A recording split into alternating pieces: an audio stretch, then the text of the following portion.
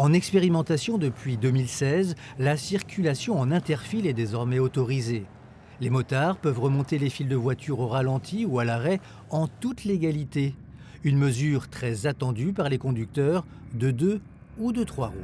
Le fait de le légaliser, ça met des règles qu'il faudra faire appliquer et que nous, on accepte en tant que motard et qu'on pense que ça va plutôt améliorer la sécurité qu'autre chose, quoi. Attention, la circulation en interfile se fait dans certaines conditions, sur autoroute ou 2 fois 2 voies pourvues d'un terre-plein central.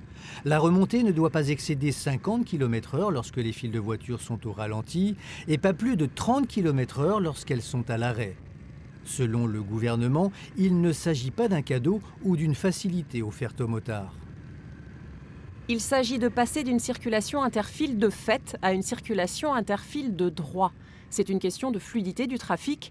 Les expérimentations ont montré qu'il n'y a pas de surmortalité liée à cette pratique. Satisfaction aussi du côté des auto-écoles qui devront enseigner cette nouvelle règle du code de la route. On doit être en mesure de se mettre à la place de l'autre. Notre obsession sera toujours l'idée qu'il faut se rendre visible aux autres, voir et être vu. Donc, par un jeu de rôle, par des schémas, essentiellement par ça, je dirais. Cette disposition devrait favoriser la cohabitation entre motards et automobilistes. En France, plus de 4 millions de deux-roues motorisés sont concernés, plus que partout en Europe.